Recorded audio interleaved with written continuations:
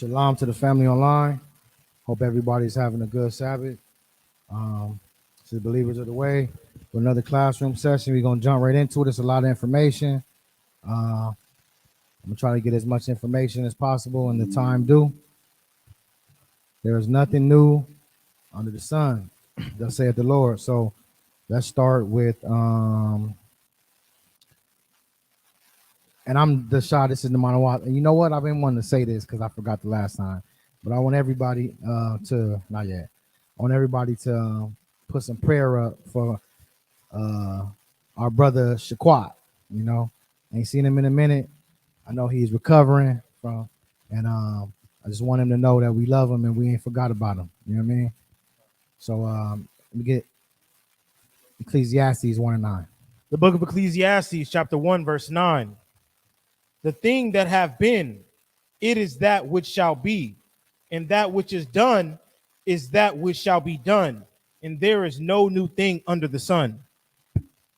So there's no new thing under the sun. Anything you see has been here before. We've been here before, whether it be looked a little different, dressed a little different, whether he's driving in a Charger or a Chariot, the roads is paved, or if it was just dirt roads. We've all been here before. These things have happened before. We've been in sin before. We've been cast off before. There's nothing new under the sun. Okay, we got to understand that prophecy is going to be fulfilled. We just got to make sure we're on the right side of that prophecy. Okay, so let me get Ecclesiastes 1:10. The book of Ecclesiastes, chapter 1, verse 10. Is there anything whereof it may be said, see, this is new? It have been already of old time, which was before us. Again, these things have happened. Verse 11. There is no remembrance of former things. So you're not going to remember things that happened before you. Okay, you're not going to remember your past experiences, whether you was here before in a different shell or whatnot. Go ahead. Neither shall there be any remembrance of things that are to come with those that shall come after. And I don't think we have much more time here as far as multiple generations, but basically what happens tomorrow, the people that come after it are not going to remember that. It's like, I'll give an example. I was listening to 1 in a Million by Aaliyah, and I asked my daughter, do you know who this is? She said, no. I said, you don't know who Aaliyah is? She said, no. She's not going to remember that. She wasn't here. And that's compounded also by, a curse that was put on us for our, or on the Israelites for their disobedience. Isaiah 1:3. This is the book of Isaiah, chapter 1, verse 3. The ox knoweth his owner, and the ass his master's crib. But Israel doeth not know. My people doeth not consider. So this is a curse that's on us too. So not knowing the past is compounded by us being cursed and not knowing who we are. And just for a fun fact, Isaiah was a prophet for about approximately 40 years between 740 and 701 BC. So let me share my screen really quick.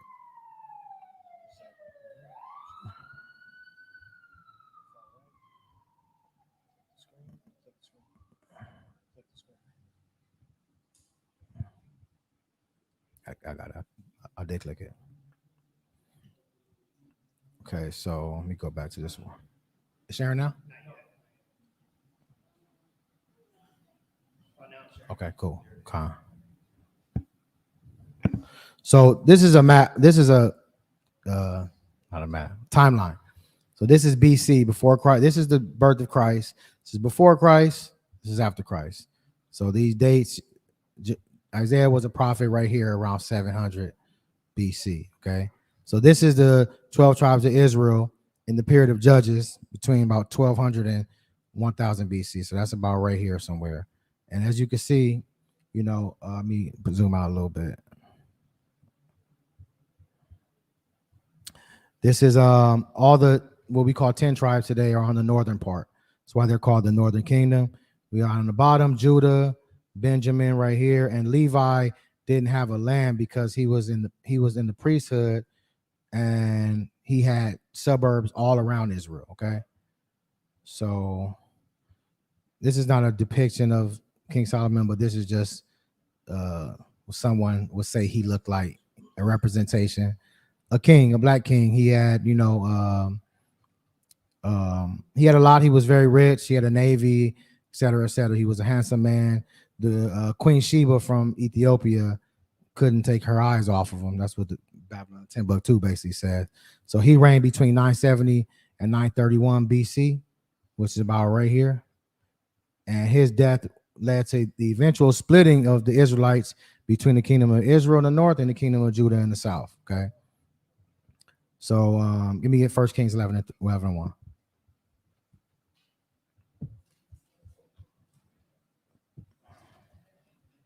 The book of 1 Kings, chapter 11, verse 1. But King Solomon loved many strange women. Many strange women, many foreign women, if you look at another translation. So women that are not Israelites, right? Together with the daughters of Pharaoh, women of the Moabites, Ammonites, Edomites, Zidonian, and Hittites. Of the nations concerning which the Lord said unto the children of Israel, He commanded the children of Israel, ye shall not go in to them, neither shall they come in unto you. so separate yourself. He said you are a holy people, which means a separate people. The Most High was always for segregation. Go ahead. For surely they will turn away your heart after their gods. This is a warning from the Most High. So you get with these other women, you're gonna end up serving their God somehow, some way. Go ahead. Solomon clave unto these in love. Solomon was a little lusting a little bit, God. you know, to put it nicely. Go ahead.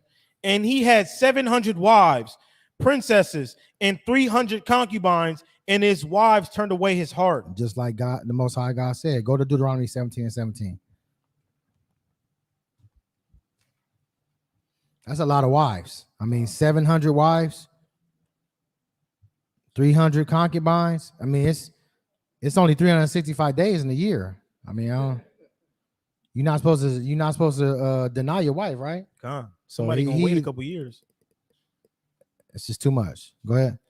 The book of Deuteronomy, chapter 17, verse 17. Neither shall he multiply wives to himself, that his heart turn not away. Like Solomon did. Go ahead. Neither shall he greatly multiply to himself silver and gold. Like Solomon did. Go ahead. And it shall be, when he sitteth upon the throne of his kingdom, that he shall write him a copy of this law in a book. He should be meditating in the law, not worrying about having every single type of wife from every single type of nation that you could possibly, you know. And like I said, the title of the video of the stream is nothing new under the sun. Jake been going after white girls. Jake been going after Asians. Jake been, you know, wanting a different flavor every day. You know what I mean? Go ahead. A copy of the law in a book out of that which is before the priests, the Levites. And it shall be with him, and he shall read therein all the days of his life. And I'm starting to think, like, towards the end of his life, when he had all these wives, did he even have time to read the Bible or read the scriptures? You entertaining 1,000 wives? 1,000 women? 1,000 women? Go ahead. That he may learn to fear the Lord his God. And that's what he lost, was the fear of the Lord. God. You know, so read, people, because when you stop reading, you're going to lose the fear of the Lord. Go ahead. To keep all the words of this law and these statutes to do them, that his heart be not lifted up above his brethren. So that you don't think you're better than your brethren. So, you know, stay humble. I say King Solomon, probably his heart got lifted up among his brethren, on top of his brethren. You know what I mean? And it's going to go into it a little more, so I'm not going to over explain. 1 Kings 11 and 4. Yeah. The book of 1 Kings, chapter 11, verse 4. For it came to pass when Solomon was old that his wives turned away his heart after other gods. Just like God said. That's what I'm saying. Like, prophecy literally was fulfilled. He did what God told him not to do, and what God said was going to happen when you do it, it happened. That's why it says, you know, rebellion is what? As witchcraft. Like, you cannot assert authority over God. You can't think that, you know, well, God said this. Well, you know, he know my heart and I can handle it. And, you know, he going to have mercy on me and I'm different. I'm better. I'm a king, or I got this, I got that. No, God said, the Most High said, don't do this, don't do it. The Most High said, do this, do it. It's as simple as that. What? And his heart was not perfect with the Lord his God, and was the heart of David his father. Deuteronomy 7 and 1. And that's what that's what we should start wanting to do. I know a lot of us have worldly fathers, but we should teach our kids that, hey, following these laws is gonna make me proud. Because David was a mighty man, a great man with the Lord, and then he had a son, and his son just started to wither away. You know what I mean? The book of Deuteronomy, chapter 7, verse 1. When the Lord thy God shall bring thee into the land, whether thou goest to possess it, and has cast out many nations before thee. So he cast these nations away from you. Go ahead. The Hittites and the Girgashites and the Amorites and the Canaanites and the Perizzites and the Hivites and the Jebusites. Go to verse 2. And when the Lord thy God shall deliver them before thee, thou shalt smite them and utterly destroy them. Get rid of them. Not go look and, let me go to Edom and get a woman. Let me go to Moab and grab me a honey. Ain't that what brothers do today? Passport bros? Hey, Solomon was a passport bro. It's nothing new under the sun, man. It's really nothing new under the sun. If you read the Bible, nothing will really surprise you. You know what I mean? That's why he said, watch the times. Like, read. You're going to know. You're going to feel like people. How long would it have the Israelites been prophesying about World War III? People like, y'all crazy. America at war right now. I'm going to let y'all know. It's a secret war. See, before they used to have a draft, but now they got missiles that could just kill thousands of people. So they don't need you to go over there no more. So they hide the war from you because it's more beneficial for them, because they don't want people up in the uproar. Right. A panic in the we at war right in the now. City. You know what I mean? Go ahead. Thou shalt make no covenant with them. Isn't a marriage a covenant? Go ahead. Nor show mercy unto them. Neither shalt thou neither shalt thou make marriages with them. Thy daughters thou shalt not give unto his son, nor his daughters shalt thou take unto thy son, for they will turn away thy sons from following me. That's what happened with Solomon. That's what happened with a lot of our brothers and sisters. A lot of our brothers and sisters can't give up Christianity because they got that white girl. They got that snow bunny. That snow bunny more important than God. What do you say? Must stay focused, brothers. Yeah, that's crazy. Hey, the Lord is a segregationist. We just read it. Okay, go ahead. Verse 4. For they will turn away thy sons from following me. The Most High literally warns us about everything, but we think we smart. We're dumb. Our hearts are desperate. Realize that without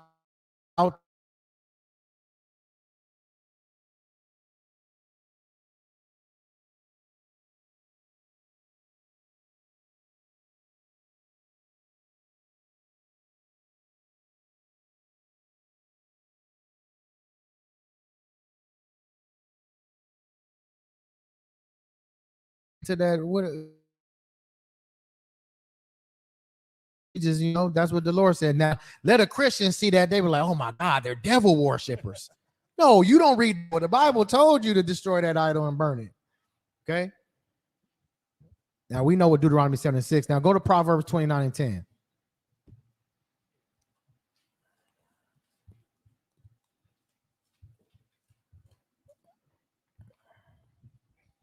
The book of Proverbs, chapter 29, verse 12. You want 10?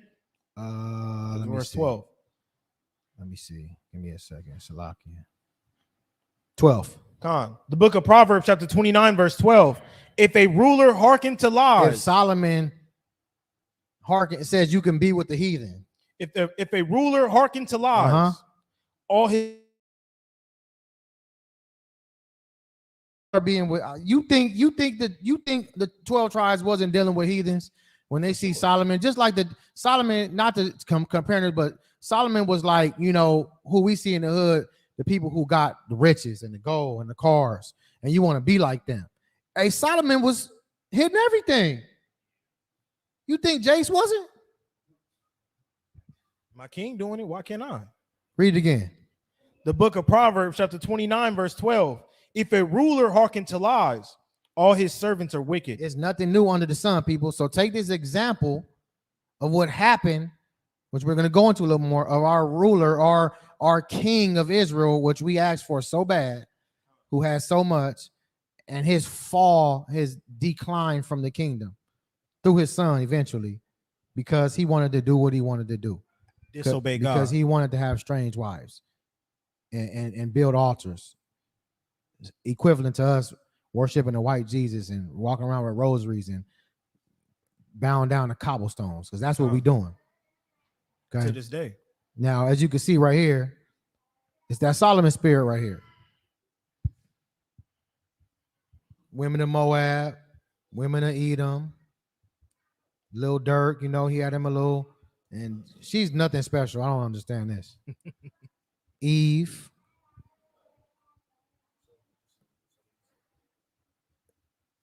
Serena Williams. Patrick Mahomes. He just following his father's footsteps, just like following Solomon's footsteps, being with strange women. See, he got that cross on, right? He can never stop being a Christian or whatever he think he is, as long as he's with her, because he's gonna have to understand that it's a special place for her and it's not in the kingdom of heaven. And he's not gonna want to understand that. And this is the one that killed me. Sister Janet Jackson, with a Muslim, right? She'll cover her head for a damn heathen. But sisters have so much of a problem submitting to a black man.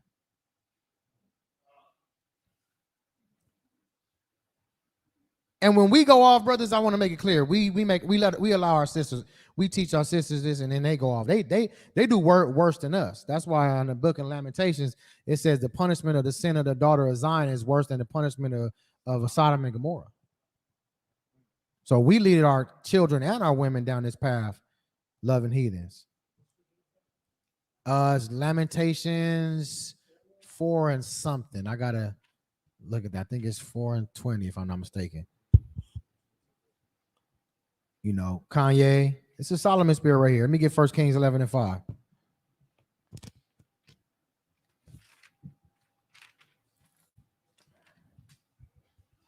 The book of 1 Kings, chapter 11, verse 5. For Solomon went after Asherah, the goddess of the Zidonians, and after Milcom, the abomination of the Ammonites. And Solomon did evil in the sight of the Lord. Skip down to verse 11. Verse 11. Wherefore he went off. He built altars to Moab. He did a lot of crazy stuff. Go ahead. Verse 11. Wherefore the Lord said unto Solomon, for as much as this is done of thee, and thou hast not kept my covenant and my statutes, which I have commanded thee, I will surely rend the kingdom from thee, and will give it to thy servant. I'm gonna take your kingdom and I'm gonna give it to your servant. 1 Kings 11 and 26. Okay. And a lot of times things happen and people start, you know, your faith is real good when you on top of the world. But when something happens to you, your faith starts to waver, and you can't do that. You have to do the good, the bad, and the ugly. Go ahead. 1 Kings 11, 26. The book of 1 Kings, chapter 11, verse 26. And Jeroboam, the son of Nebat, and Ephratite.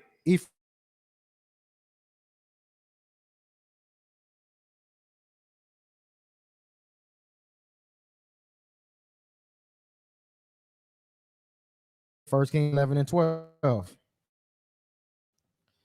The book of 1 Kings, chapter 11, verse 12. Notwithstanding days, I will not.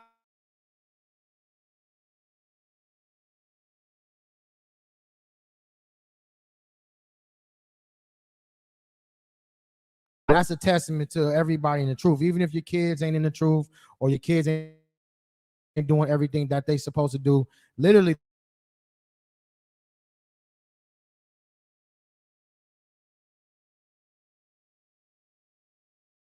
factor for you. Go ahead. But I will rend it out of the hand of thy son. Go ahead. Howbeit, I will not rend away all the kingdom, but will give one tribe to thy son for David, my servant's sake. I'm gonna save one tribe from the sake of David, because there's some prophecy that had to be fulfilled. And if Assyria would have took all the tribe, it would have made the Most High God a liar, and the Most High God is not a liar. Go ahead. And for Jerusalem's sake, which I have chosen. Okay, 1 Kings 11 and 28. The book of 1 Kings, chapter 11, verse 28. And Mighty warrior. Go ahead. Solomon, seeing the young, seeing that he was industrious, he made him ruler over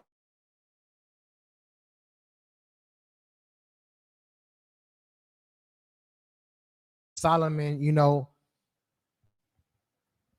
had a good light shining on him. Okay, at this time. Go ahead, verse 29. Verse 29. And it came to pass at that time when Jeroboam went out of Jerusalem that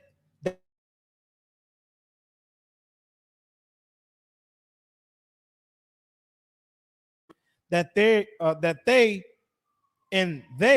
too were alone in the, and Ahijah called the new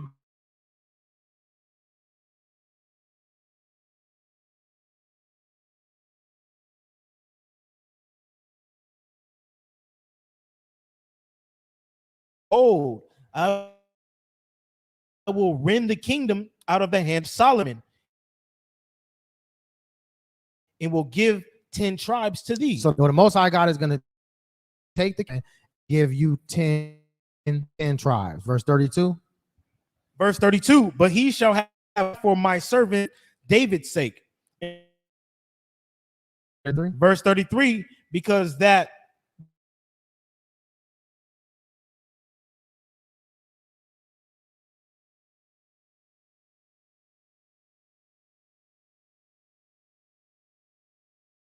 even before that, Israel went in southern kingdom and played the harlot right behind Judah. It's like a back and forth thing. Go ahead. Verse 33. Because that they have forsaken me and have worshipped Ashereth, the god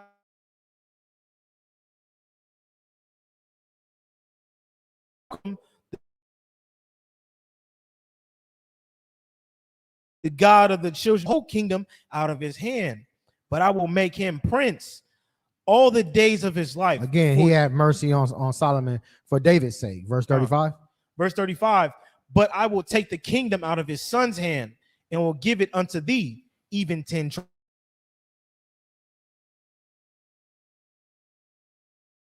No, go to 1 Kings 11. The book of 1 Kings, chapter 11, verse 37. And I will take thee, and thou shalt reign according to all that thy soul desireth, and shall be king over Israel. So he's telling Jeroboam now, like, I'm gonna give you the 10 tribes. You're gonna be king over all Israel. You're gonna do whatever your soul desires. Verse 38. Verse 38. And it shall be, if thou wilt hearken unto all Don't that this sound like Deuteronomy? Con. If thou shalt hearken, go ahead.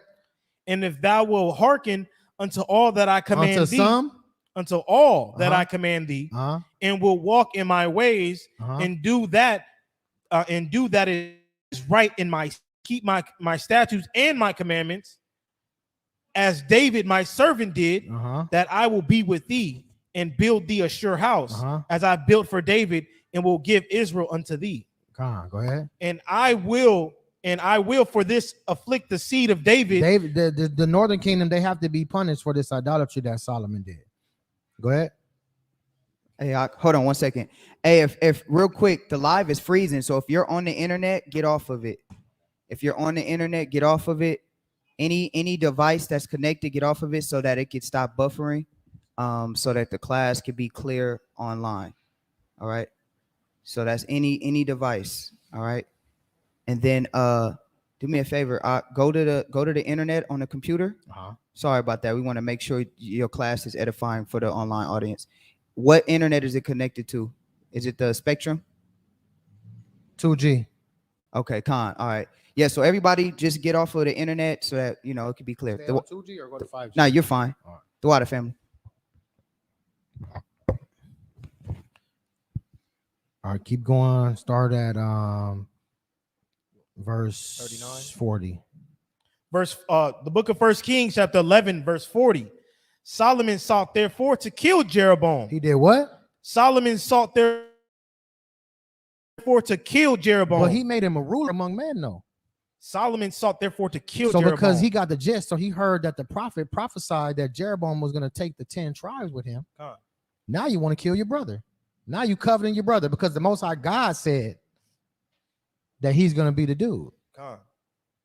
You just him a ruler of men. Give me Deuteronomy 20 and 54. Oh, brother, I see you a mighty man. You a mighty warrior. I'm gonna make you a ruler over the Joseph. I like you. This is a good kid right here. Trying to become my enemy.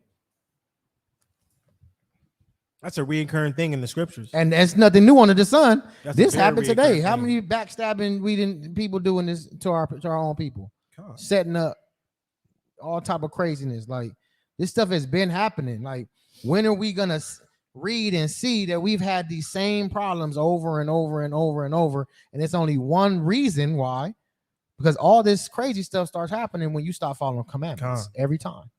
When you become disobedient. Okay, go ahead. The book of, you want 54? Yeah. The book of Deuteronomy, chapter 28, verse 54. Uh-huh. So that the man that is tender among you and very delicate, I'm gonna make you a ruler among men. I like you. and very delicate, his eye shall be evil towards his brother. I want to kill you now. I'm jealous of you. God chose you to rend the kingdom from me because of my sin, and I'm mad about it. Go ahead. And towards the wife of his bosom. That's good on that. That's good on that. So go back to 40. 1 Kings 11 and 40. 1 Kings chapter 11, verse 40. Solomon sought therefore to kill Jeroboam, and Jeroboam arose and fled into Egypt. Sound familiar? Come. How long we been fleeing in Egypt? Go ahead. And Shishak, king of Egypt, and was in Egypt until the death of Solomon. Okay. Again, it's nothing new under the sun. You know, these things have steady been happening, and I just want to show you guys an example.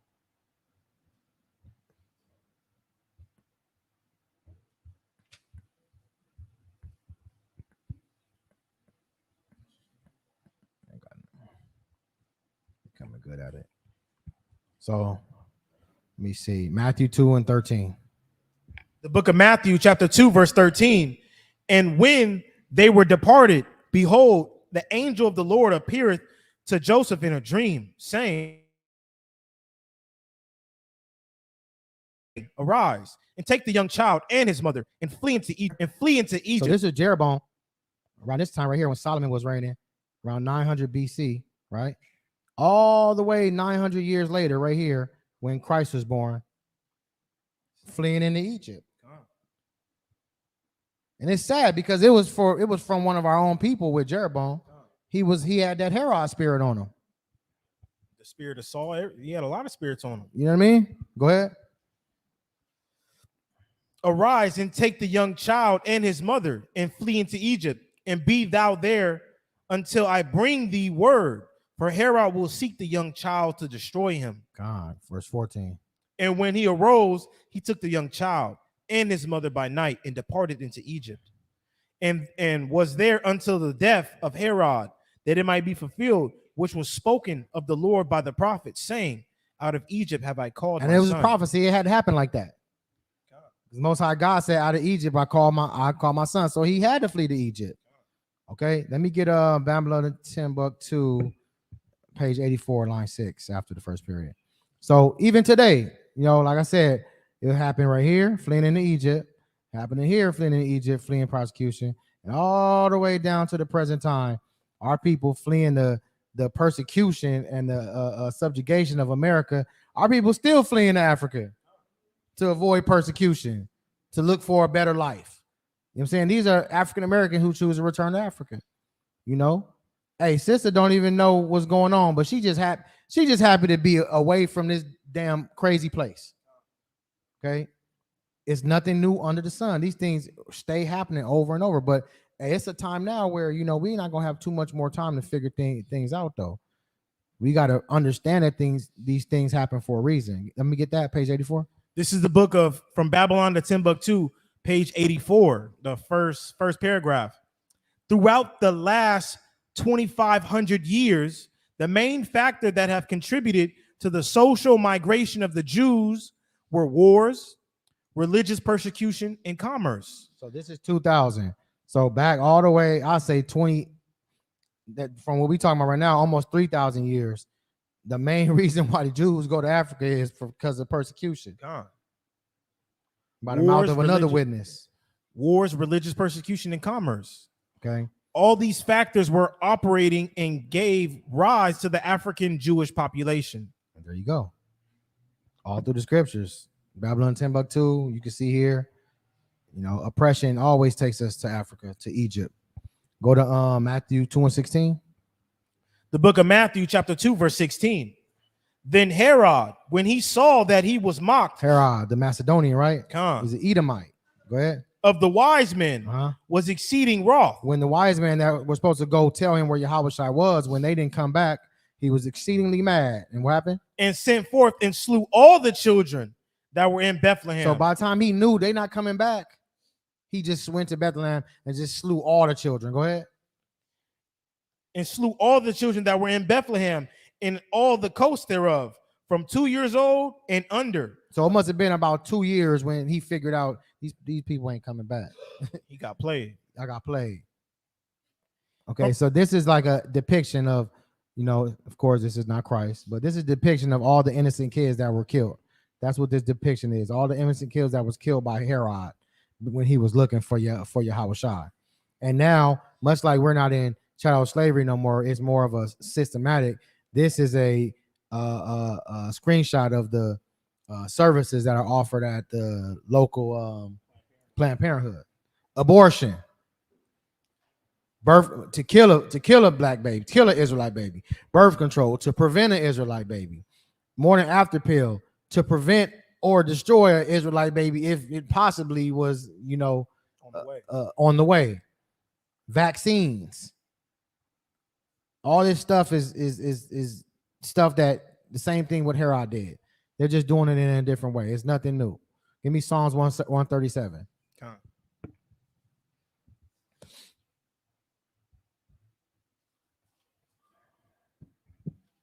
The book of Psalms, chapter 137, verse 1. By the rivers of Babylon, there we sat down. Yeah, we wept. And this is the virgin daughter of Babylon. And we're by the water. And we sit down and look and think about all these things that happen to our people. And it's saddening. You know what I mean? Go ahead. When we remembered We Zion, remembered the things that happened in our land. we hanged our harps upon the willows. It wasn't a time to sing and dance and play music anymore. It was sadness. We hanged our harps upon the willows in the midst thereof. For there they that carried us away captive. Are we in the land of our captivity? Con. Uh-huh. For they that carried us away captive required of us a They song. want us to sing in captivity. And they that wasted us, That what? and they that wasted us, That raped us?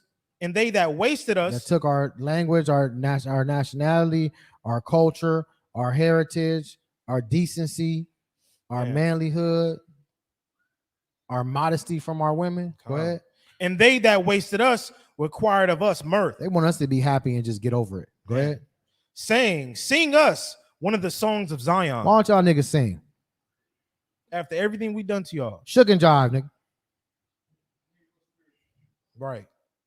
Be our entertainment. Verse 4.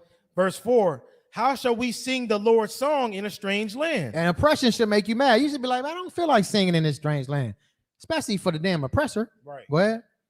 Verse 5. Funny. Uh-huh. If I do not remember thee, let my tongue cleave of my mouth.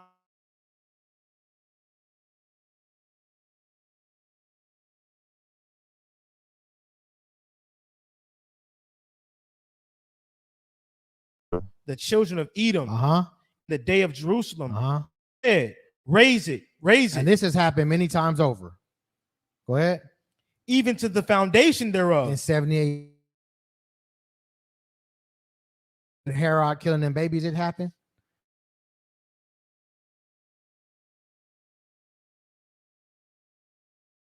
O daughter of Babylon. So the children of Edom are going to be synonymous with the daughter of Babylon. Con. Go ahead. O daughter of Babylon.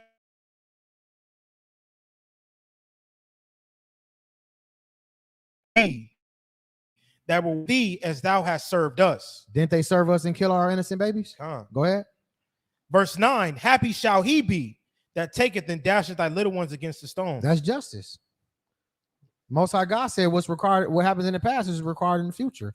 And he can change the roles if he wants. But he said, just like Herod did this to our babies, it's going to be a happy day when them little Edomite babies get dashed against the stones. Let me get Ecclesiastes 3:15. And if you don't like that, then you got an issue with God. You ain't got an issue with me. Because I'm going to keep it a buck. I never thought about nothing like that in the world. I kind of gave him a pass like everybody else do. But the Most High God said it's going to happen. So it's going to happen. You know what I'm saying? Go Just ahead. that simple. The book of Ecclesiastes, chapter 3, verse 15. That which have been is now, and that which is to be have already been. And God requires that which is past. Thus saith the Lord. 1 Kings 11:43. You can't go against what God said.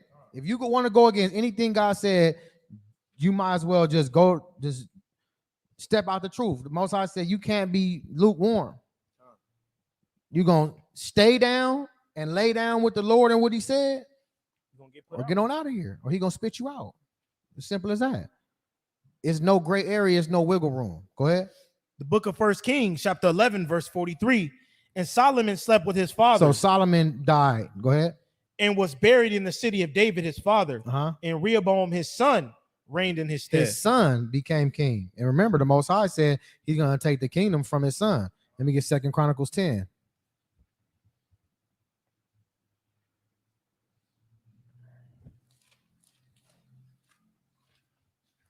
So you could read straight through this. I'm gonna stop you when I need you. But we got to get the context. We got to read through this. Yeah, go ahead. The book of 2 Chronicles, chapter 10, verse 1. And Rehoboam went to Shechem, for to Shechem were all Israel come to make him king, because his father died. And it came to pass when Jeroboam the son of Nebat, who was in Egypt, whether he had fled from the presence of Solomon the king, heard it, that Jeroboam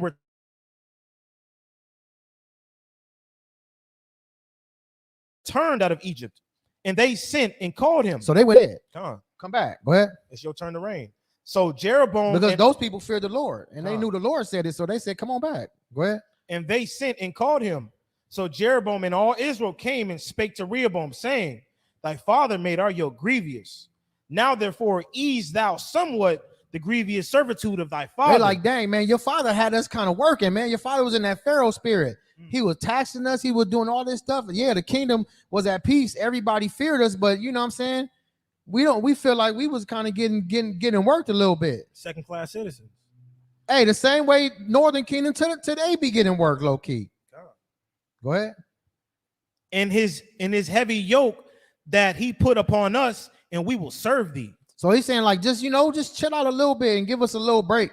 Right. And you could read how Solomon built his house, just super extravagant. Like, it's cool to have things, but you got to care about the people too, though. I think Solomon kind of lost sight of that a little bit. You know what I mean? He was ruling the children of Israel rigor, and you're not supposed to do that. That's in the commandments. God. And he had favoritism for his tribe. So, hey. Right? Go ahead.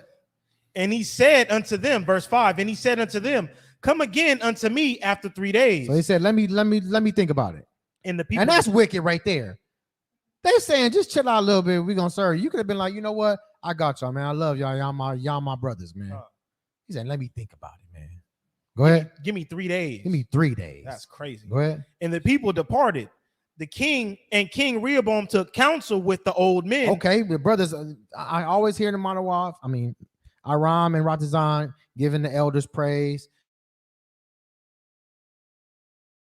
In this knowledge, you're supposed to, listen to them on what they say and their wisdom and their knowledge, right? Go ahead. Verse 6, and King Rehoboam took counsel with the old men that had stood before Solomon, his father, while he yet lived, saying, What counsel give ye me to return answer to this people? And they spake unto him, saying, If thou be kind to this people and please them and speak good words to them. Isn't exhortation?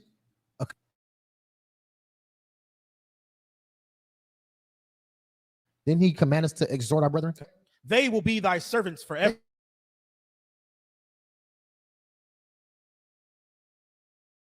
He forsook the counsel, just like we do today, which the old we don't want to men gave listen him. to our elders, the dudes who've been gang banging their whole life. tell you it ain't nothing in it but jail and prison, but they still want to hit the streets and do the same thing. They forsake the counsel of the elders. We've been doing that, and it never turns out the right way. Listen to your elders, listen to your father, listen to your parents, especially people that's in this truth, that read this Bible, that, you know what I'm saying, want to lift you up properly.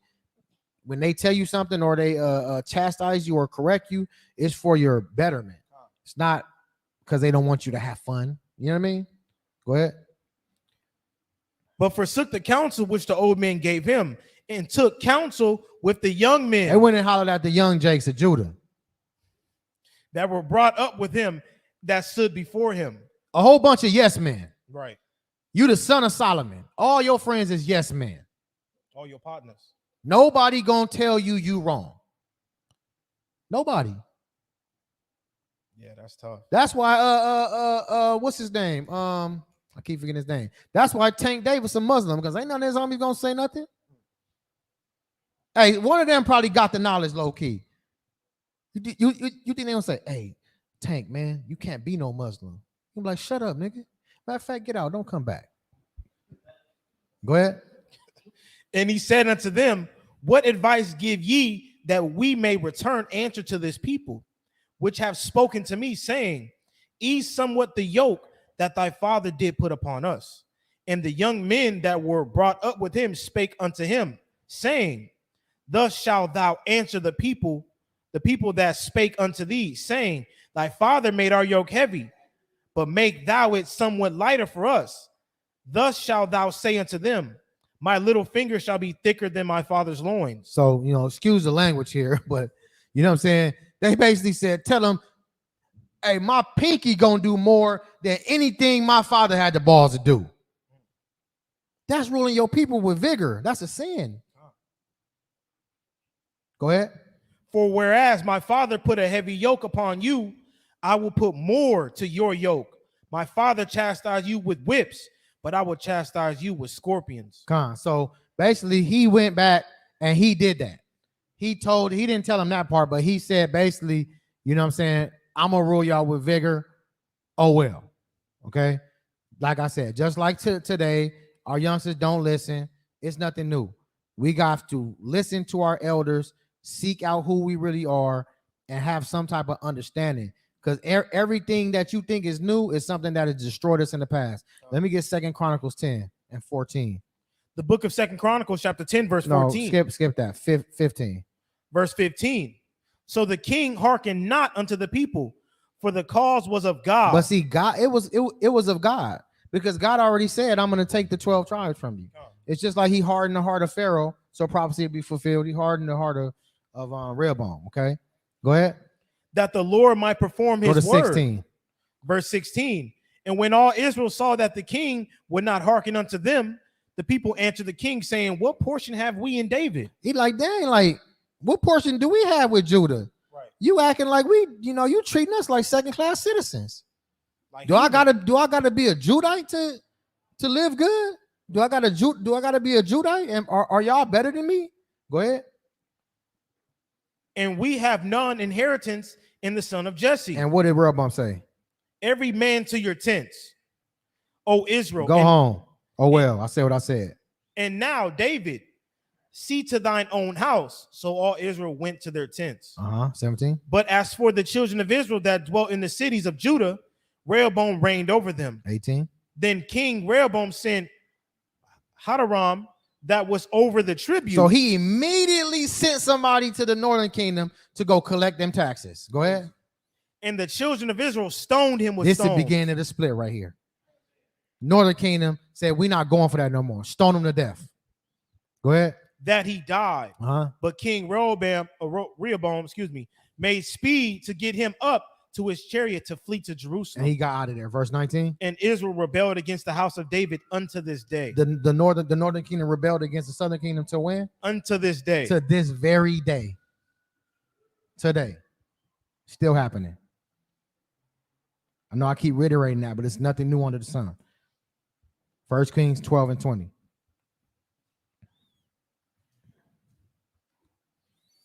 And that's crazy how we could go against each other. Just asking you, brother, just take it easier on us.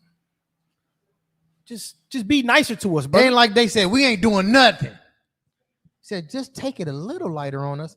They didn't even say, I don't want to work for you. He said, be a little lighter and we'll serve you, bro. Forever. I feel like it's a little kind of, you know, you treating us Starting bad. to hate us. Yeah, exactly. Crazy work. The book of First Kings. And you know what I think of? I think of, I hear so-called black people say stuff like, man, I'm gonna go to Home Depot, get a couple of them Mexicans, and I'm gonna have them do some yard work, and I'm gonna give them whatever the hell I feel like giving them. They better be glad I'm giving them some damn work. Jake been in that spirit.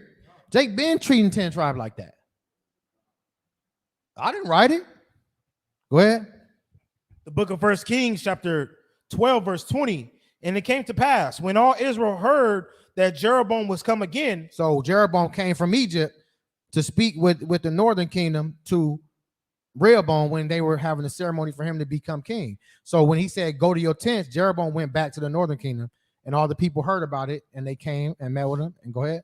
That they sent and called him unto the congregation and made him king over all Israel. So they said, you are king. The Lord said, you are king, so you are king. Go ahead. There was none that followed the house of David. None of them followed David. But the tribe of Judah That's only. it. 2 Chronicles 11:1. The book of 2 Chronicles, chapter 11, verse 1. And when Rehoboam was come to Jerusalem, he gathered of the house of Judah and Benjamin. So as soon as Rehoboam came back, Benjamin jumped right in with him. So Benjamin must have been their boys. They was right on top of Judah. Benjamin jumped right with him, like, what's up? What we need to do? They disrespecting you? Okay, go ahead. 180,000 chosen men. 180,000 men.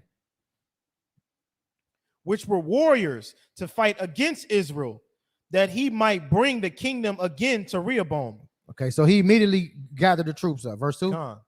But the word of the Lord came to Shammai, the man of God, saying, speak unto Rehoboam, the son of Solomon. So a prophet went to Rehoboam, son of Solomon, king of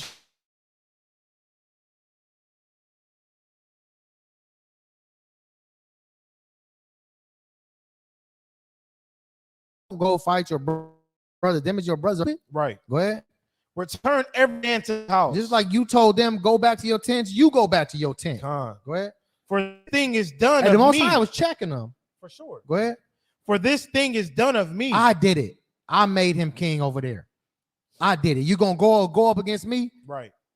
Because I'm about ready to just destroy you right now. Go ahead. And they obeyed the words of the Lord. He finally repented a little bit. Got a little humbleness. He got a little humble. He got scared. The Most High, through the prophet, came and said, hey, look, man, you tripping. Had to remind him. Had to remind him. Go ahead. In return from against Jeroboam.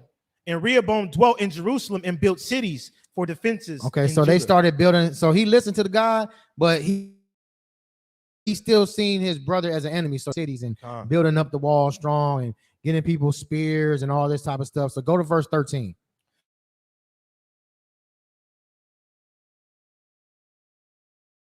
Out of all the coast, out of all their coasts. So all the Levites came down to Judah. Go ahead.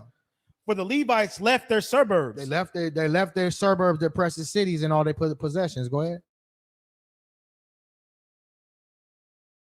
And sent them off from executing the priest's office unto the Lord. See? And now Jeroboam getting big-headed now. He didn't gave him 10 tribes. Now Jeroboam then told the Levites, look, I don't need you to be priests no more. Verse 15. Verse 15. And he ordained him priests for the high places and for the devils. The devils are those idols. And for the calves which he had made. So he started making calves. Go ahead. Ordained, and Israel, such as set their hearts to seek the Lord God of Israel, came to Jerusalem. So even though he started making calves and doing weird stuff, all the people of the 10 tribes still was going down to Jerusalem for the feast days and for the important things. Go 17. Verse 17. So they strengthened the kingdom of Judah. So that threatened Jeroboam when he saw his people going down there to Jerusalem. Even though they was coming back, Some of them probably actually stayed. Con. You know what I'm saying? That's why we really don't teach the 10 tribe chart. I mean, I'm not saying there's no accuracy in it, but some of them people that went down there for the feast days was like, hey, look, they tripping up there, man. I'm gonna stay down here. It's 10 tribes that was mingled in with Judah and vice versa. Con. Between wives, from different tribes, marrying different tribes, et cetera, et cetera. You feel me? Go ahead. And made Rehoboam the son of Solomon strong. 3 years, for 3 years, they walked in the way of David and Solomon. Let And me get number 23 for the sake of time. We're gonna go to 23. Verse 23. Yeah. Verse 23.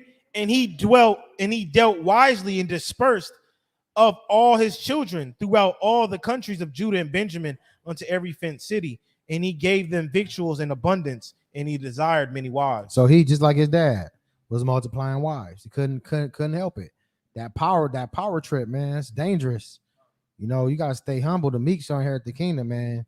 You can't get big-headed or think you better than your brothers, because it seemed like this was the problem here. And I'm gonna be honest with you.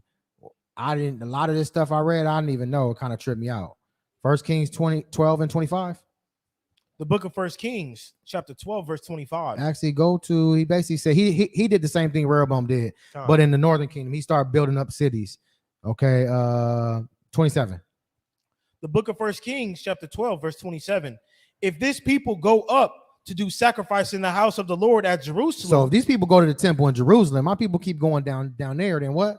Then shall the heart of this people turn again unto their Lord. Then they gonna turn back to the Lord.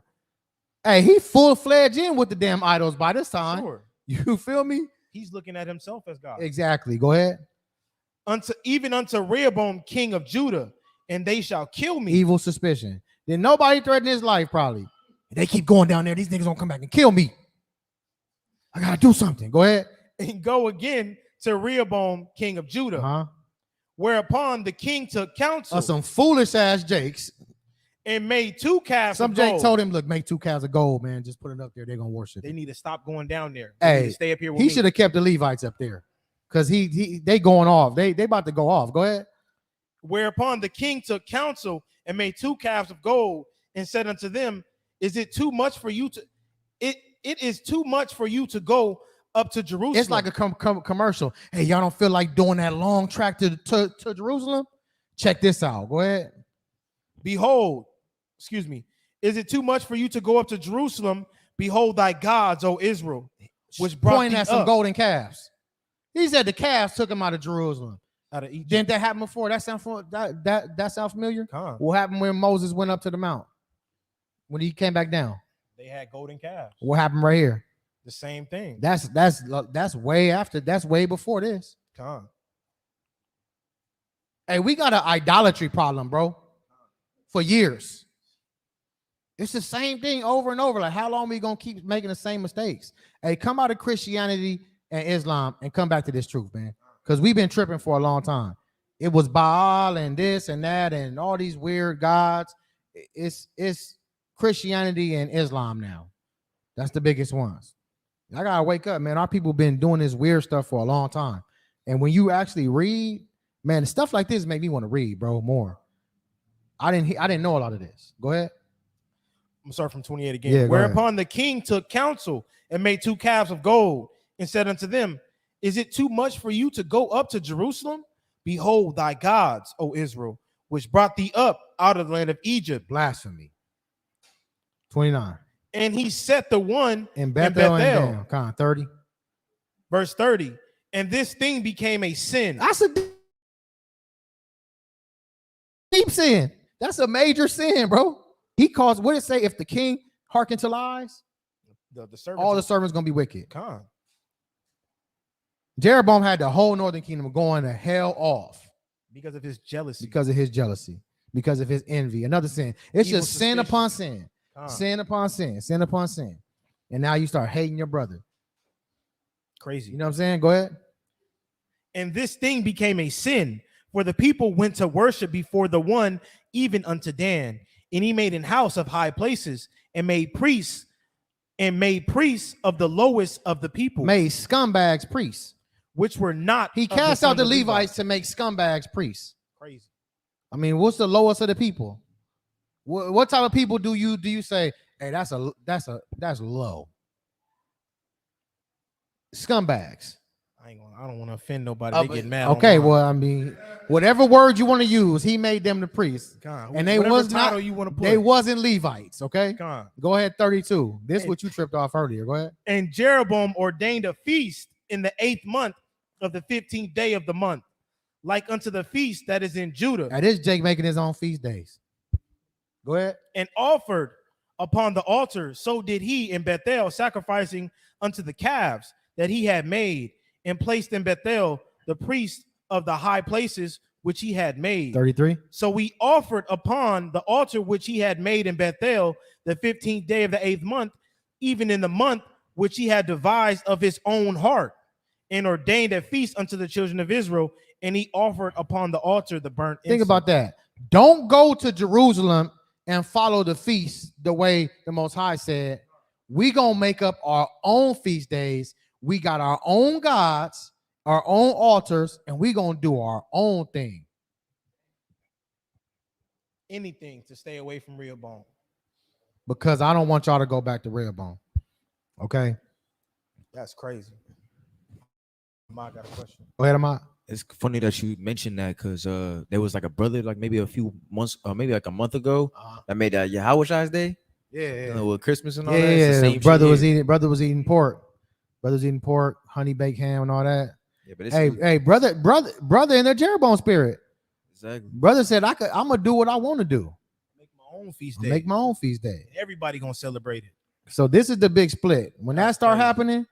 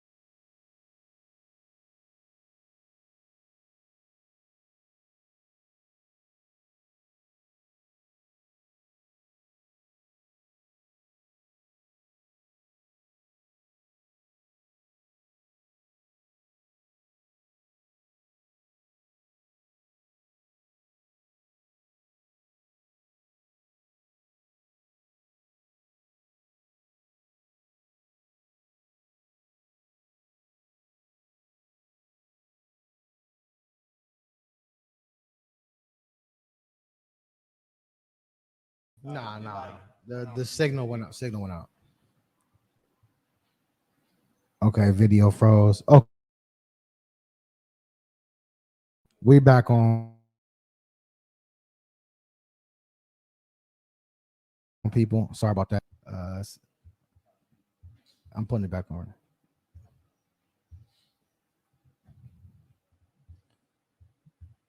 So in 721 BC, the Syria swept out of the north and captured the northern kingdom of Israel and took the 10 tribes into captivity. From there, they became lost to history. So about 20 years later, we know they're not lost to history, but this is the history that is taught to us because they want us to be in confusion. So this is Israel right here, okay, and this is Assyria, and the northern kingdom was swept out. The Most High was through with them. You know what the Most High did to us in the past when we went off? He sent us into captivity. Let me get Hebrews 7:14. But they didn't take Judah. Remember, he said, I'm going to save this for my servant David's sake.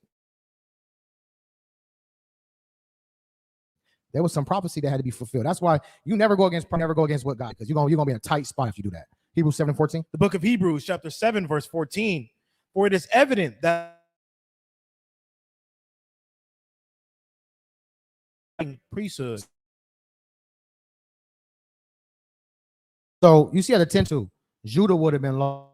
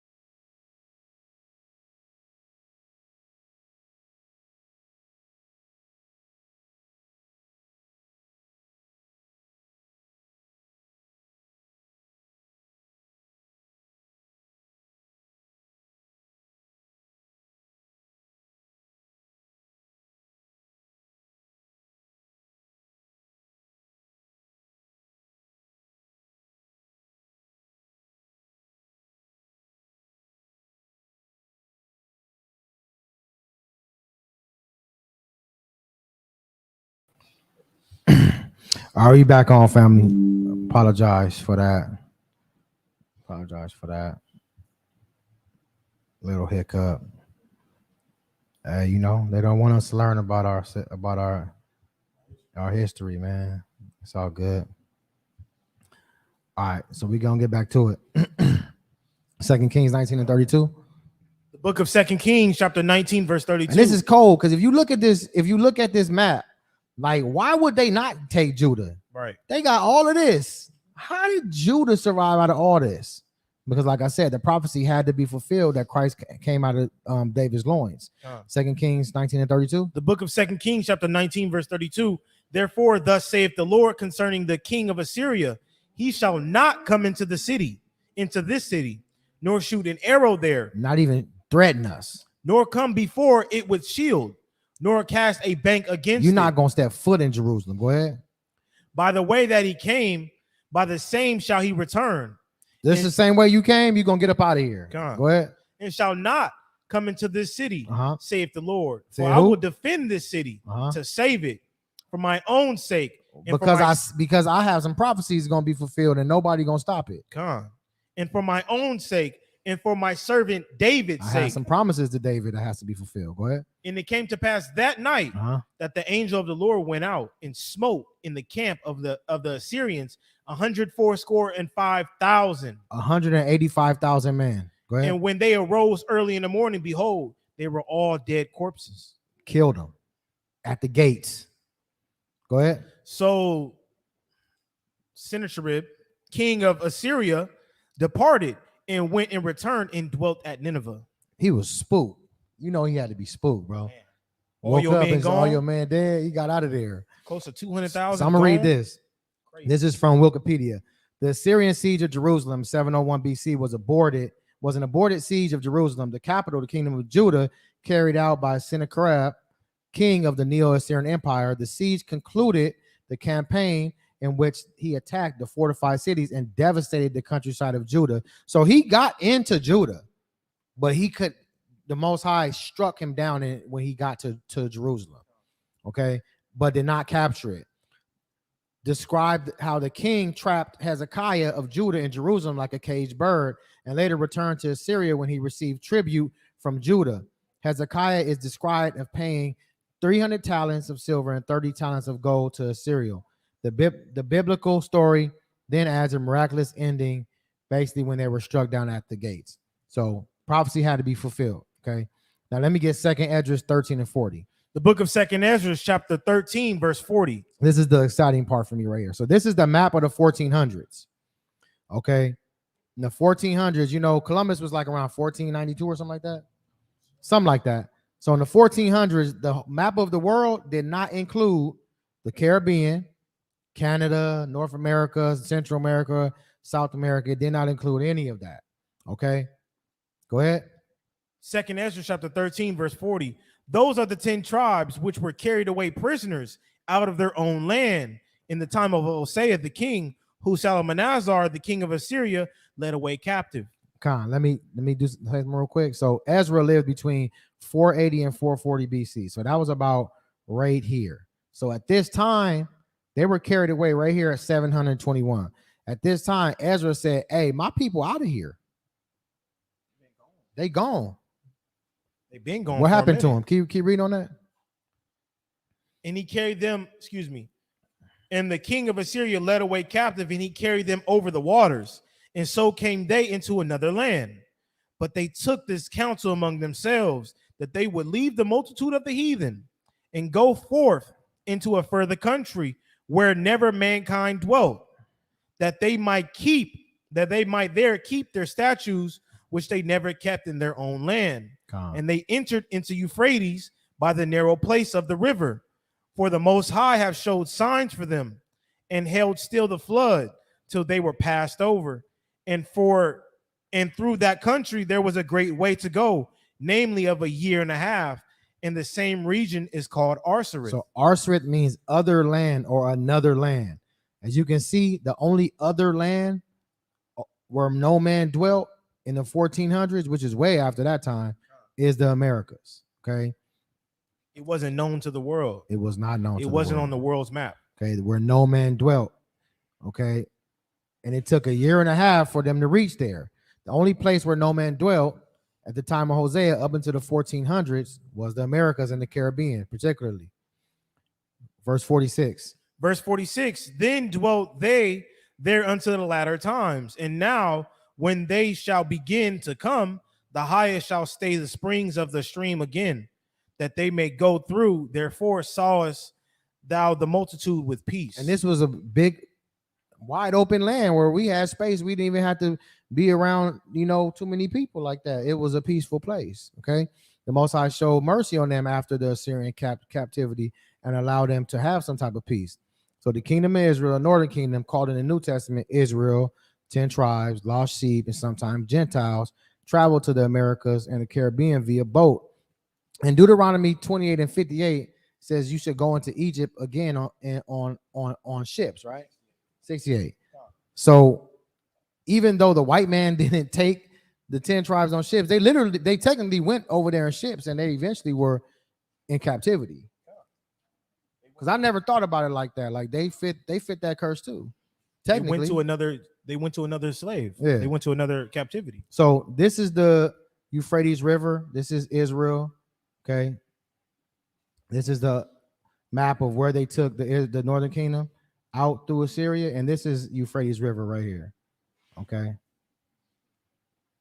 So we already went over 2 Ezra 13 and 40. This is a map of the presumed route that the 10 tribes took. It's a long way. Okay. It's a long way to the Americas and up the Americas like that. Okay. And these are some estimations of how long it should take to go around the world. Like, depending on the type of ship you have, roughly four years. We weren't, this 3 to 10 years is if you stopping on every different island and enjoying all the folly of America and all its little minions. But so 1 to 4 years, this took a year and a half. And mind you, we had the Lord with us holding the water still. So it makes sense. Like some people say Arsarit is Africa. So what? They went through the Mediterranean right here. That was a year and a half. Or they went right here and went to right here. That's a year and a half. Don't make no sense. You could walk there before that. Makes no sense. Okay. So this is a map of all the native tribes in the land where no man dwelt. Okay. I just want to go over some photos. What? Oh, okay. I'll zoom in. See, that's why I didn't want to do it, but I got it. I got it. No try. I tried. Oh yeah, you can. Okay. Okay, cool. Yeah. So we know some of these. Oh, it's not working. Like Seminole, Cherokee, Apache, even all the way up into Canada. This says slave, but it's called slavey actually. Cree, it was nobody here. Like wherever they saw it was nobody, they could just stop there and just take the land. This is me. This is where we're gonna be at. Aztec, all these different, places. So let me see. So these are Yamana. I'm gonna start from the bottom right here, and I'm gonna go up just a couple of different ones. Yamana people. And it's crazy. Like, how do the people down here look like the people way up here if they're not the same people? How does that make sense? And some of these pictures it just look like Mexicans and blacks. For real. So this is Yamana people. Okay. Hoarpe. I'm gonna just go through this. Tupinamba. And that's a sister, man. You know what I'm saying? If she spoke English and dressed like these women out here, she'd fit right in. John. I forgot what Aram said. The song says, I see familiar faces. Are you about to see some familiar faces? This is the Chimu tribe. This is still in South America. Maku. Hey, them palms is low-key fringes, though. Okay, Arawak. Look at the Arawak people. Hey, tell me that don't look like some Mexicans and blacks.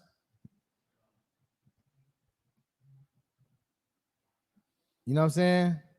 Sister right here. Look, straight Southern Kingdom. Sister right here. This the devil that orchestrated the picture right here for his game, probably. But let me go back down some more. Chipcha. You know, these is all the tribes. Look, Mosquito. This is in Central America.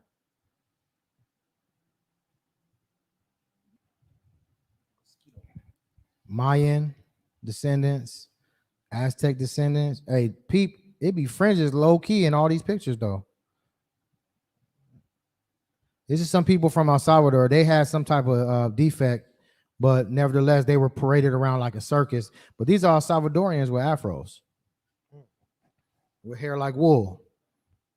I know our people followed Solomon's lead and started mixing with heathens, but I mean, that's a clear indication why we look like so many different variations. But this is an afro in El Salvador. Tepuan, Mexico. Hey, our women is in dresses though. I'll tell you that. Apache. He's an Apache also. Chumash. Peep the fringes out. It's just like natural. Belacula. Hey, this is what we were tripping off of. Hey, they fringe game crazy though. Hey, but peep this dude right here. Tell me that's not a prison pose. Tell me that don't look like a 10 tribe posing in prison. Tell me I'm lying though. That tripped me out. Only Jake do that. Only Jake take a picture like this and look away from the camera. Only Jake do that, man. I don't care what nobody say. Only Jake do that. This is in Canada now. The Tahltan. And this is the Slavey tribe. This is the Slavey tribe in Canada. This is in Canada a long time ago. This is also in Canada, Slavey tribe. Cree tribe in Canada. This is a very big tribe. You know, it's a mixture in here too. You know, really dark, little lighter. You know, these people were, look all that space in the back. The land where no man dwelt. Look at all that space. It looked like when you drive to Vegas, you just see space, but they got the little gates that says nobody enter.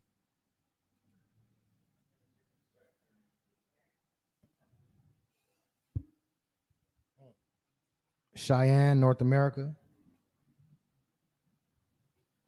Blackfoot.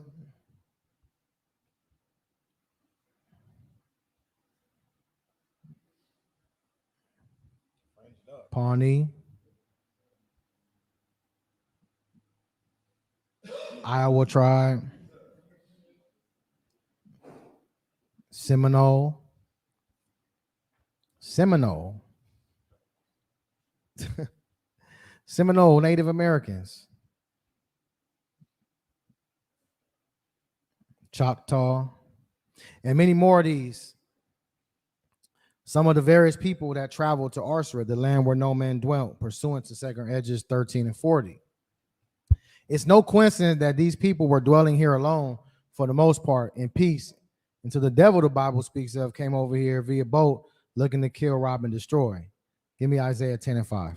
The book of Isaiah, chapter 10, verse 5. O Assyrian, the rod of mine anger. Who? O Assyrian, the rod of mine So anger. we're getting back to Assyria now. The Most High will use a heathen nation as his rod to execute judgment on you. Okay?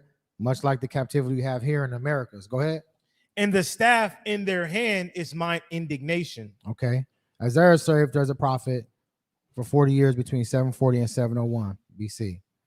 So when Israel is in sin, the Lord uses the heathen to execute judgment. Give me 2 Maccabees 6 and 12. The book of 2 Maccabees, chapter 6, verse 12. Now beseech those that read this book that they be not discouraged for these calamities, but they don't be discouraged at the slavery that we got to go through. Don't be discouraged that our women are on Figueroa. Don't be discouraged that our men are on the streets gangbanging and killing each other. Understand why and do something about it.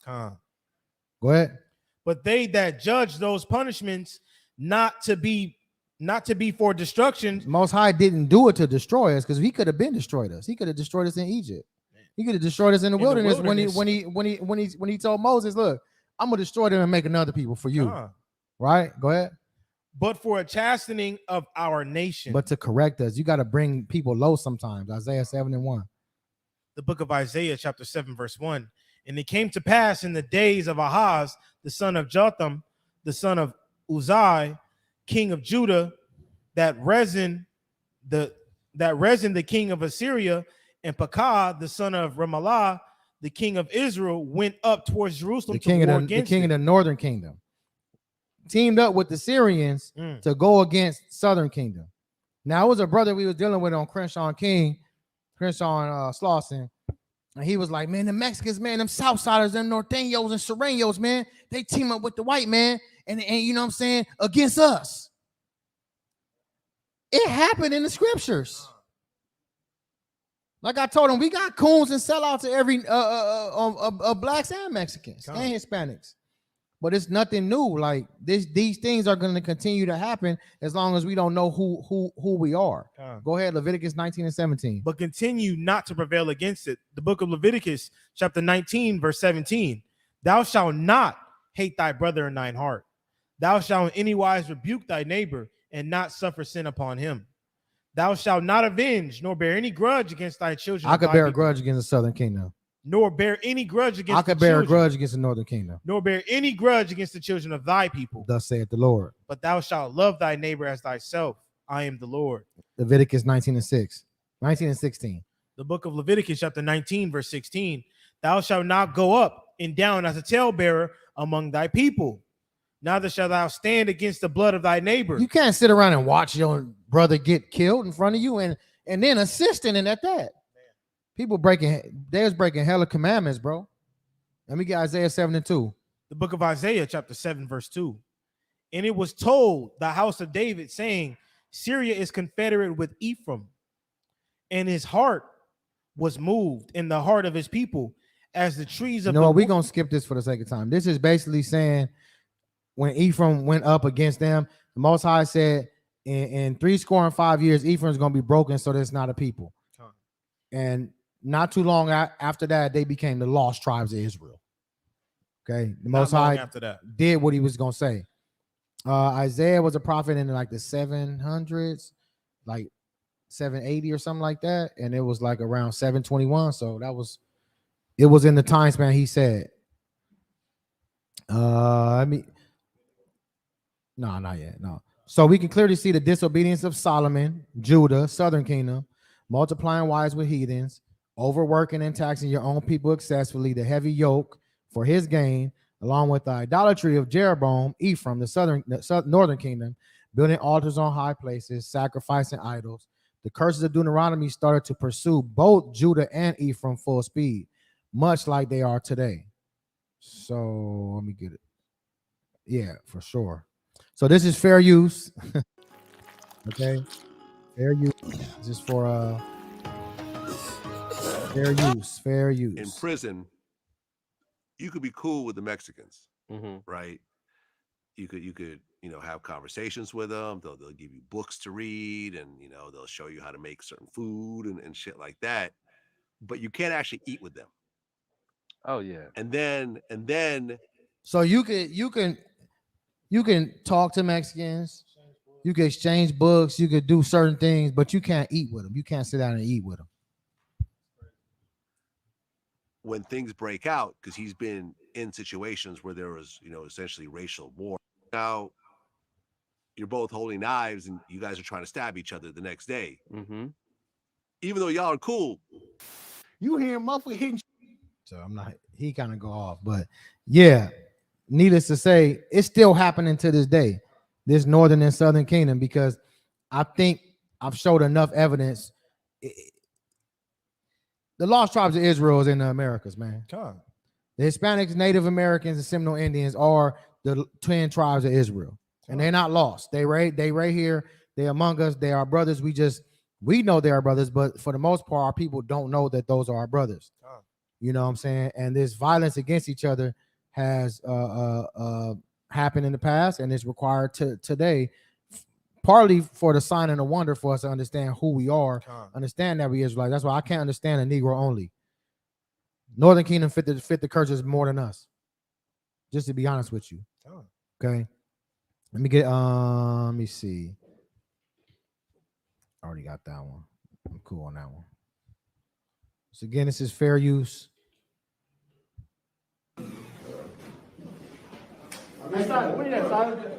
Ephraim and Judah was going up against each other, right?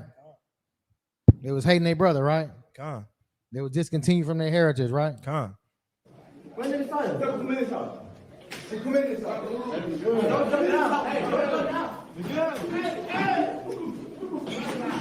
This is normal. My son goes to school every year. At the end of the school year, the Black and Mexicans fight. It's a tradition. Every year, bro. Now, since he's getting the better of them, they want to jump him. Okay. You know what's going on here. I ain't even got to keep on that. He was serving him. I ain't gonna hold you. Yeah, he was doing his he was doing his He stuff. was serving him. That's crazy. Fair use. It's fair use. Hey, and trust me, Esau is propagating this. The brother smart right here. Watch what he say. Use the prison guards, stirring up the race trouble of sneaking in narcotics and weapons. The police officers that work here bring their prejudice in from the street. The same guy that brings in dope, that will bring in any other thing, was the same guy that will bring in knives and supply it with other sides and keep this stuff going. If you can live together, you live. Esau, the same man who bringing the knives and the dope in, getting them high, having them fight with these, when stabbing each other and stirring up strife. Just like how he does with the drugs in our communities. Same thing. Okay. From the streets to the prisons. We almost done, people. That's crazy. It's fair use. This is fair use. Judah and Ephraim going at it again. It's been happening for too long. We got to stop this, man. Most High says Zephaniah 2:1, gather yourselves together. Imagine how strong we would be anywhere, whether it be prison, on the street, or anywhere, if we got along. Okay. If we listen to the Lord. So I ain't even got to keep on this. Just understand that they was, stabbing people up and doing real bad stuff to each other. Okay.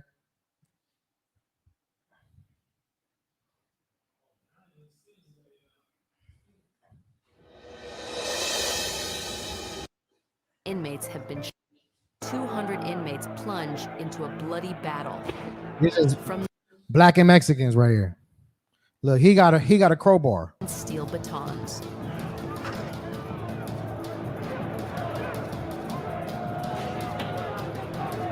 Officers fired tear gas and rubber bullets into. Okay, I know y'all hear about it, but there's a little window until you seeing it. You know what I mean? It's sad, but like I said, the title of the Judges 11:1. The title of the live is nothing new under the sun. It's really not. The book of Judges, chapter 11, verse 1.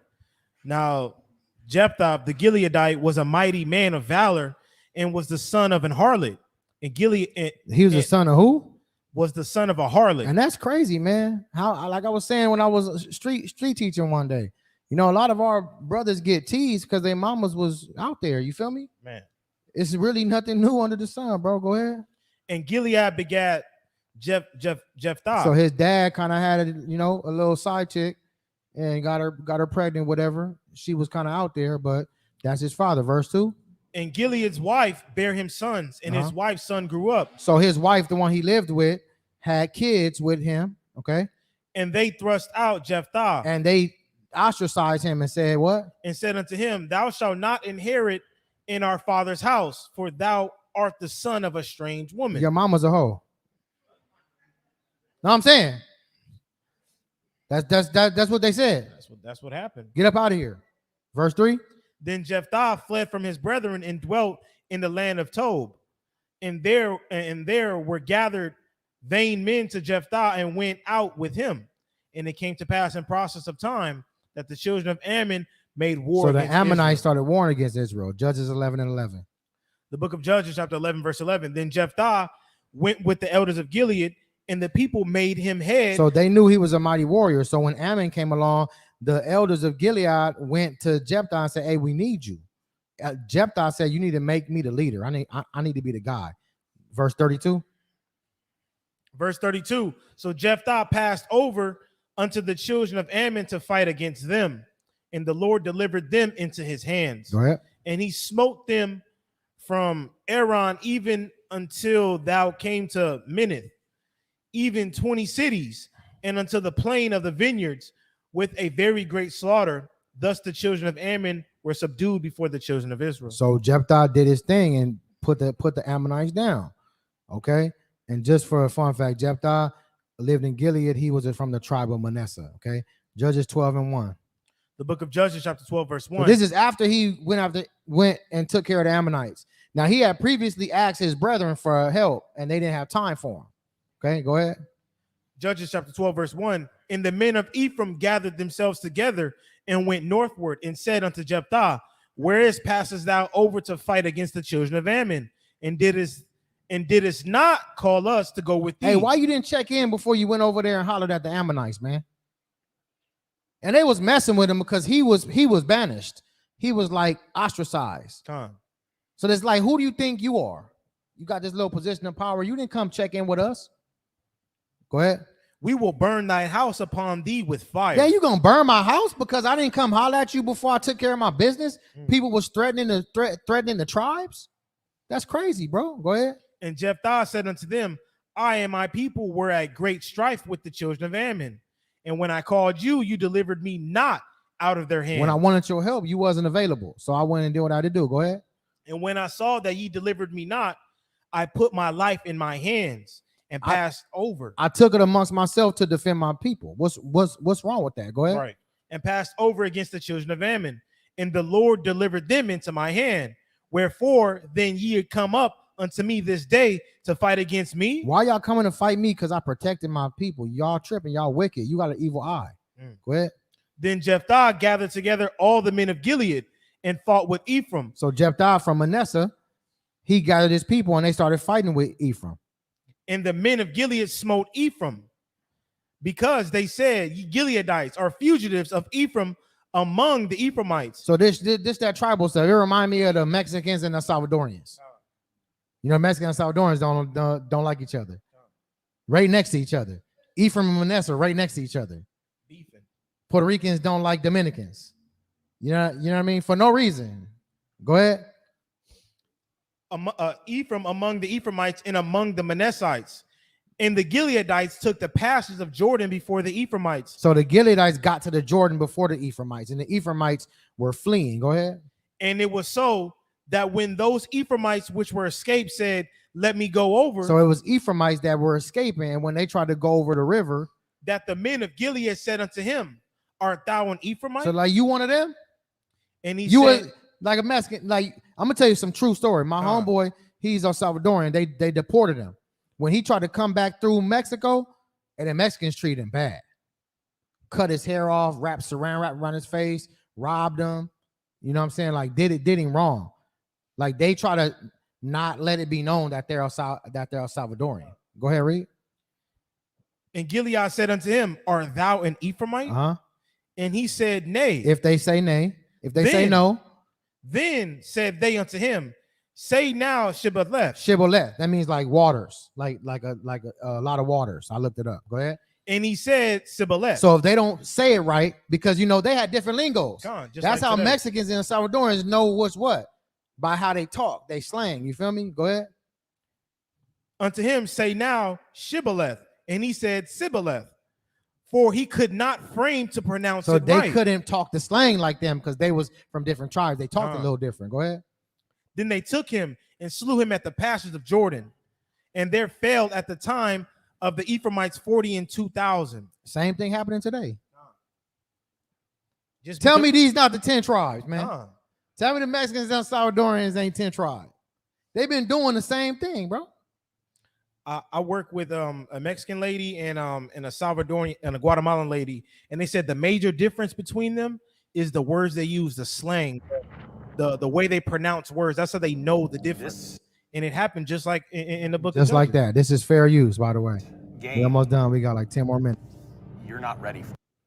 Used to live over here. So anyways, thank you everybody. Let's get into it.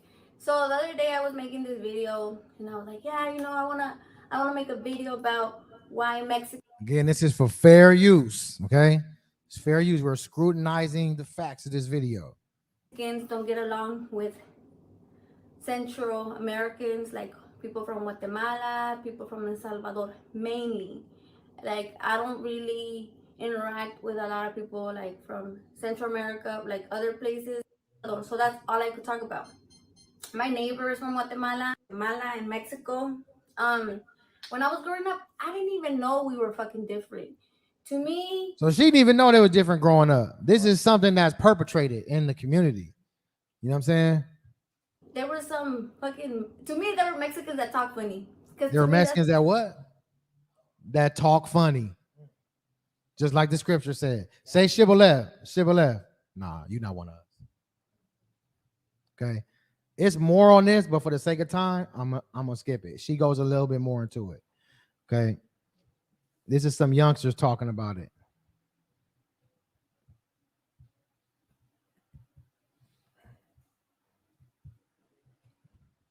Hey, but what's the beef between Saudis and Mexicans? I think it's just the older beef that's been going on. To me, You know, I I don't have even Saudi know. I friends just that grew are up like, with it. I don't even know. Like I what- joke around, like playing soccer. Oh, he sucks because he's Salvi or something like that. But like you're serious, like you fucking hate him with a passion and shit. Like nah. You know, like I always thought it was just soccer. Like I thought it was that. But it's deeper than that. But he thought it was just like a soccer beef. No, it's been going on for thousands of years. He said it's got to be more. Once, because I was walking with some dude. I'm not gonna say names, but he was like, "Yo, where you from?" And I was like, "Oh, I'm from Guatemala." And he was like, "Good, because if you were Salvadorian, I would have stomped you out right now." And I was like, Art thou an Ephraimite? No. I'm telling you, bro, this is it tripped me out. Like bro. serious? Yeah, he was being dead ass. Like Mexican guy? Yeah. He was Mexican? Oh, the punch for even Are you serious? A Manasseh? You about to stomp you out for being an Ephraim? I'm telling you, bro. You know, our people read, man. Read. Me, John 4:3. This is the book of John, chapter 4, verse 3. He left Judea and departed again into Galilee. Yahweh Shai.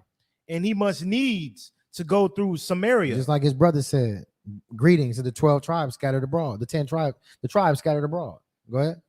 Then cometh he to a city of Samaria, which is called Sychar, near the parcel of ground that Jacob gave to his son Joseph. Go to verse 7. Verse 7, there cometh a woman of Samaria to drink water. Jesus saith unto her, give me to drink. For his disciples were gone away unto the city to buy meat. Then saith the woman of Samaria unto him, how is it that thou, being a Jew, 700 years later, when Christ was born, go ahead, asketh drink of me? Why are you a Jew? You were, just like you said, you a Ephraimite, you a Manasseh. Y'all don't mess with us. Go ahead. Con, being a Jew, asketh drink of me, which am a woman of Samaria, for the Jews have no dealing with the Samaritans. Jesus answered and said unto her. So, it's just like how, you know, how sometimes like you be in public and like for some reason, I've encountered this before. For some reason, I had to speak to like a Hispanic woman, and she'll look at me like, why are you talking to me? This stuff been happening. You know what I'm saying? Don't y'all be robbing our corn man and stuff? You know what I mean? You trying to rob me? You know what I'm saying? So that was just a testimony. Even Christ dealt with that. Okay. And of course, she said, our father Jacob. So she knew she was of the 12 tribes, but she's like, y'all don't mess with us though. Right. Okay. Give me Zechariah 9:9. The book of Zechariah. Go ahead. Zechariah chapter 9, verse 9. Rejoice greatly, O daughter of Zion. Shout, O daughter of Jerusalem. Behold, thy king cometh unto thee. Christ is coming. Rejoice. He is just and having salvation. You got salvation waiting for it. This is the good news. This is the gospel right here. Go ahead. Having salvation lowly and riding upon his ass, and upon a colt the foil of an ass. And I will cut off the chariot from Ephraim, and the horse from Jerusalem, in the battle bow shall be cut off. The battle bow, it won't be no more fighting between us. Shall be cut off, and he shall speak peace unto the heathen, Right. and his dominion shall be from sea even unto sea. See, we're gonna be in control and rulership of everything, and we're gonna teach the heathen how to stop fighting and making war. Go ahead. And from the rivers even to the end of the earth. As for thee also, by blood of thy covenant, by the blood of thy covenant, I have sent forth thy prisoners out of the pit, wherein is no water. Turn you to the stronghold, ye prisoners of hope. Even to the day do I declare that I will render double unto thee. Enduring to the end, the Most High got a treat for us, man. Zechariah 12:7. The book of Zechariah, chapter 12, verse 7. The Lord also shall save the tents of Judah first. And it's a trip because you see so many black men in the truth, right? You know what I mean? But the Most High said, I'm going to save the tents of Judah first. I'm going to give them this knowledge first. Go ahead. That the glory of the house of David and the glory of the inhabitants of Jerusalem do not magnify themselves against Judah. See, because it's more tribes in the northern kingdom. So imagine if Northern Kingdom woke up first, they'll probably ostracize us. Like Judah had to kind of get it first and then give it to everybody else. Keep going on that. Zechariah 9:13 now. The book of Zechariah, chapter 9, verse 13. When I have bent Judah from me. So bent Judah like a bow, like a bow and arrow, right? Go ahead. Filled the bow with Ephraim. And the bow is Ephraim. And raised up thy sons, O Zion. So Judah is going to get it first. Judah's going to shoot the arrows out to the northern kingdom. That's what's happening now. This is an arrow to the northern kingdom right here. Go ahead. O Zion, against thy sons, O Greece, and made thee as the sword of a mighty man. And the Lord shall be seen over them, and his arrow shall go forth as the lightning, and the Lord shall blow the trumpet, and shall go with the whirlwinds of the south. And the Lord of hosts shall defend them, and they shall devour and subdue with sling stones. That's enough on that. Give me Isaiah 11:13. The book of Isaiah, chapter 11, verse 13.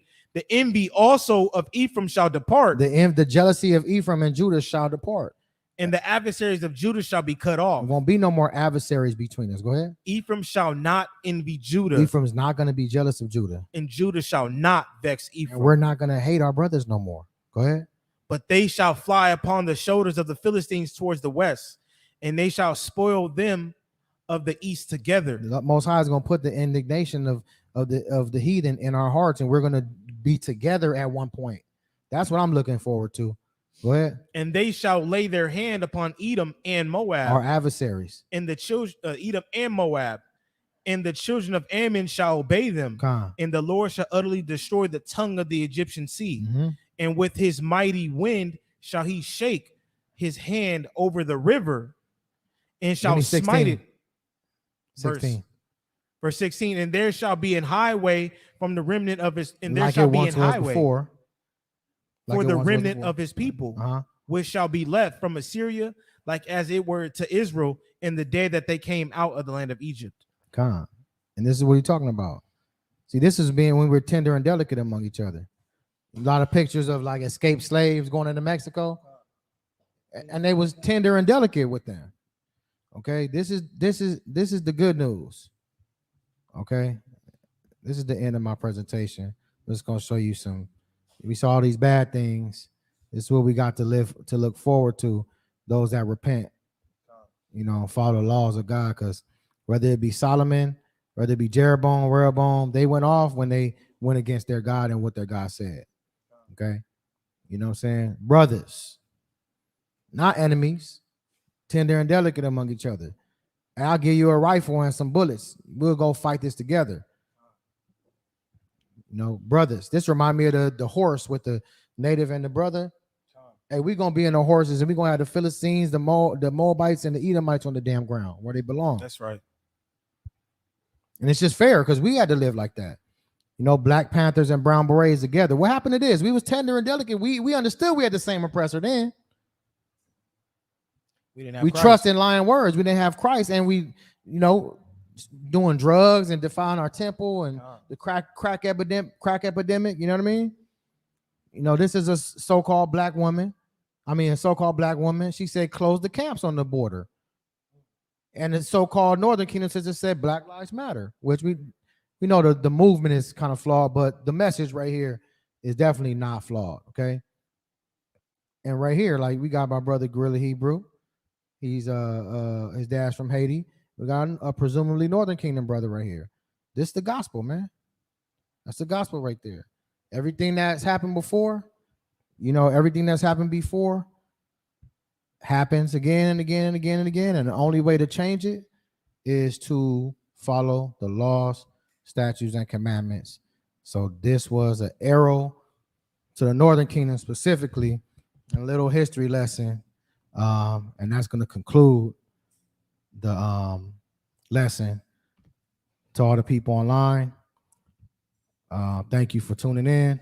I hope you were edified. We love y'all. You're our brothers, you're our sisters. Continue to repent. Every day you wake up is a chance to repent. Every day you wake up is a chance to read, to learn more about yourself, and show your people some love. Because we know Hispanic people are our brothers, but what are you doing to shoot that bow to Ephraim? Like my brother Tazawar, we went to buy some alcohol over here one day at the store, and just how he spoke to the Hispanic sister. How you doing, sister? What should I get today? You know what I'm saying? You know how Taz is. That changes perceptions. Just speaking to you. No black dude ever probably called her sister before.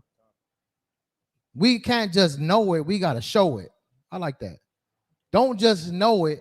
Show it. You know what I'm saying? So this is an arrow to the Northern Kingdom. We love y'all, so-called blacks. So-called Hispanics and Native Americans. You are our brothers. You are our sisters. We love y'all. We're looking forward for more y'all to come into this knowledge. And, let us teach you what the Most High God gave us through the Spirit. And with that, I say, shalom.